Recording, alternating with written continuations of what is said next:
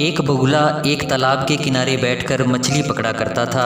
बगुला पहले मछली पकड़ता, उसे आकाश में उछालता और मछली के नीचे आने पर अपनी चोंच से पकड़कर निगल जाता, और ऐसा करते हुए वह कभी भी चूकता नहीं था।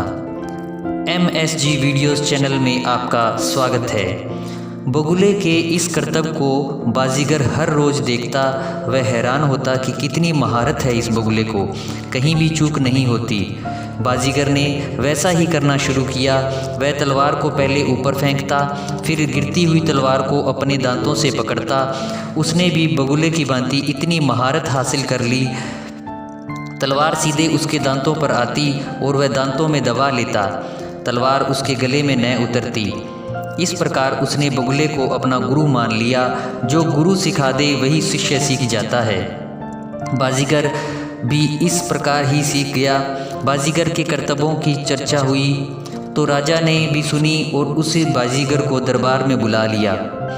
कहा कि सुना है कि तुम तलवार को ऊपर उछालकर फिर गिरती हुई तलवार को अपने दांतों में पकड़ लेते हो।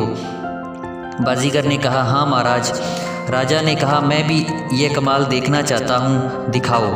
बाजीगर ने तलवार निकाली और फिर ऊपर उछाली और गिरती हुई तलवार को अपने दांतों में पकड़ लिया। इतनी महारत को देखकर सभी दंग रह गए। अगर थोड़ी सी भी चूक हो जाती तो तलवार उसके गले में जा लगती। राजा हैरान हुआ कि ऐसा महारत किसी की कृपा के बिना आ ही नहीं सकता। गुरु के बिना ऐसी महारत आ ही नहीं सकती।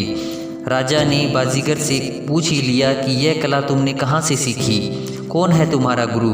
बाजीगर यह सुनकर घबरा गया।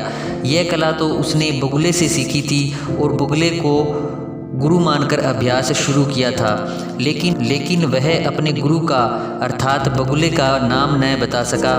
वह सोचने लगा, क्या कहेगा राजा। बाजीगर ने अपने गुरु का नाम नहीं बताया। अपने गुरु का नाम बताने में उसे शर्म महसूस हुई। उसने कहा कि अभ्यास करते करते उसने यह महारत हासिल कर ली है। राजा बड़ा ही हैरान हुआ। राजा ने सोचा, ज्ञान और महारत तो गुरु के बिना प्राप्त ही नहीं हो सकती। बाजीगर यहीं बाजी हार गया। जो गुरु मानकर भी गुरु को मानने से इनकार कर देता है, जो गुरु का नाम लेने में शर्म महसूस करता है, वह तो बाजी कभी जीत ही नहीं सकता। वह जीतकर भी बाजी हार जाता है। इसलिए बाजीगर बाजी हार गया। राजा ने कहा, अच्छा, हम एक बार और तुम्हारा कमाल देखना चाहते हैं, दिखाओ।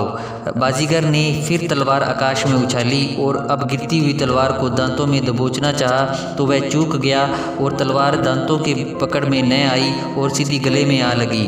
इस पर बाजीगर के अंतःकरण ने उसे धिक्कारा। बाजीगर ने कहा, महाराज, मैं भूल कर गया था। यह कला मैंने एक बगुले से सीखी थी। असल में बगुला ही मेरा गुरु है।